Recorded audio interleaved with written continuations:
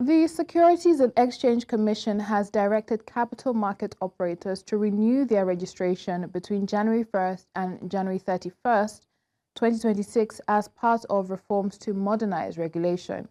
SEC Director-General Emomotimi Agama said electronic receipts and processing of registration applications and updates will begin in the first quarter of 2026. He noted that the Commission's digital transformation portal now supports end-to-end automation of registration and licensing, reducing processing time and physical visits. The SEC has also deployed an electronic commercial paper issuance module and is automating quarterly and annual returns alongside risk-based supervision tools. Agama said these measures will enhance transparency, investor confidence, cybersecurity, and long-term market stability. We have Rukayat Mutiu, Managing Director, TrustBanc Asset Management Limited. It's great to have you in this morning.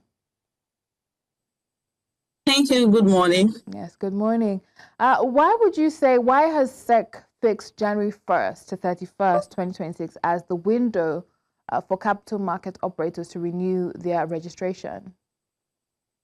Okay, so basically the directive by the SEC, the Securities and Exchange Commission, stating the window of 1st of January to 31st of January 2026 for capital market operators registration renewal is basically to ensure timely, orderly, and enforceable renewals so that only fit and proper persons and entities that will be able to operate in the capital market. All right. And what gaps would you say? I know you've touched on this briefly, but what are specifically the gaps in the current registration process is SEC aiming to fix with full electronic processing in Q1 2026? Okay, so the key gaps the SEC aim to fix with the full electronic processing implementation include manual processing delays. So there are lacks of transparency and tracking of registrations, then also inefficiency in regulatory oversight. And the major thing like you mentioned earlier during your introduction, high cost of compliance and physical visits. So we have a case where you have to spend a lot of money visiting SEC, and coupled with the fact that most capital market operators head office is in Lagos, we have to travel down to Abuja to follow up on some of these registrations. And how much reduction in processing time should operators expect from the automated registration and licensing portal? Okay, so for this, there's really no specific timeline communicated by the SEC. But one thing that is constant is that full electronic registration for capital market operator will also bring up, there will be a significant improvement in turnaround time, even though there is no specific timeline communicated by the SEC. And what I mean by this, compared with the manual processing, there is going to be a significant improvement, basically. All right, we look forward to that. And now let's come to the lessons. What lessons has the SEC learned from early users of commercial paper issuance modules? Okay, so the commercial paper issuance by the SEC is just newly introduced. So, but the clear improvement that SEC has actually experienced, there is a clear improvement in turnaround time for processing of commercial paper since the launch of the electronic issuance module. Additionally, there is improved monitoring and transparency in the process. All right, and let's move on to some of the other developments. How do you also believe that automating quarterly and annual returns could improve regulatory oversight as well as compliance? Okay, so for quarterly returns and annual return, automating this process will actually, it will significantly strengthen regulatory oversight, also compliance in various ways. This includes like timeliness and consistency of reports. It will also enhance data accuracy and integrity of these reports. Also, there will be a real-time monitoring for maybe your registration, your return, and updates on all your applications. All right, and we know that there's a new returns analytics dashboard. What role will that play in risk-based supervision? Sorry, please, can you come back again? So we know that there are obviously new developments. There's a particular new returns analytics dashboard, right? So what role is that going to play when it comes to risk-based supervision? Okay, so this return dashboard, I believe, is a backbone of the risk-based supervision. So, and this will enable the regulator to move from like a periodic compliance checks to continuous oversight. And this will in turn improve market stability while also reducing unnecessary regulatory friction. All right, we look forward to seeing, all of that pan out. But looking at preparations, how prepared is SEC's IT infrastructure to handle this increased digital activity and data volume? So from our experience on the commercial paper issuance, I can say that the SEC is reasonably prepared for this increased digital activity because there has been upgrade in their core IT infrastructure, I believe.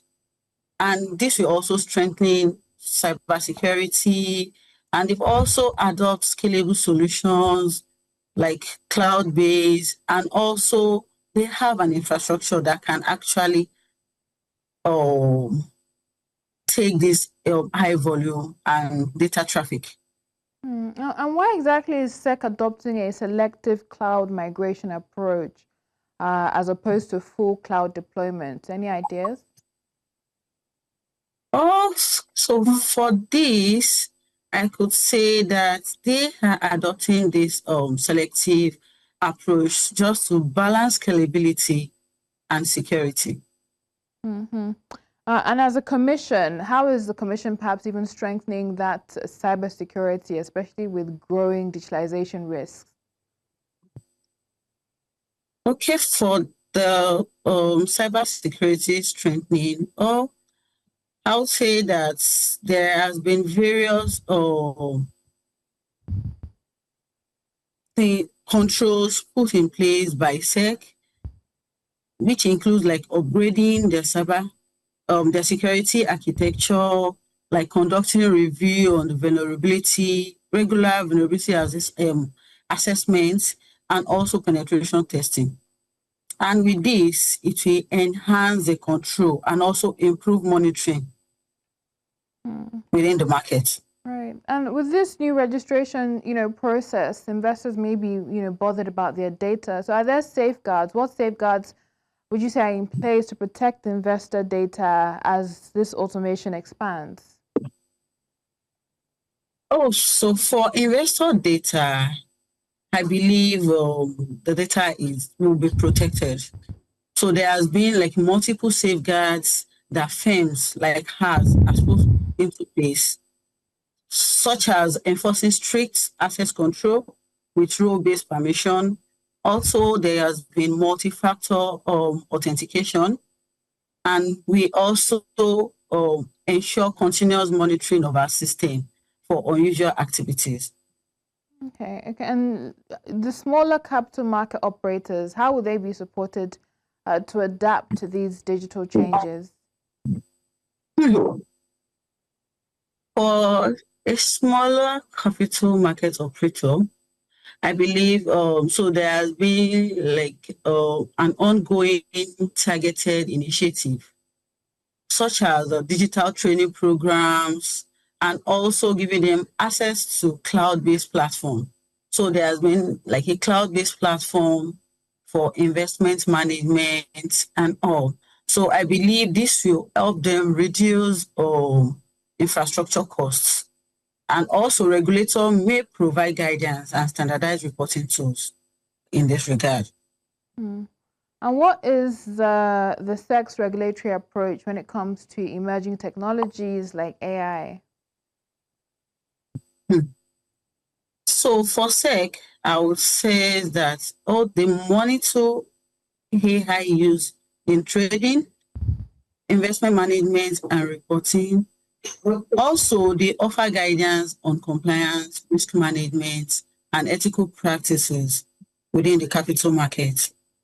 And how will responsible technology adoption, how do you see that helping to boost investor confidence and market competitiveness here in Nigeria?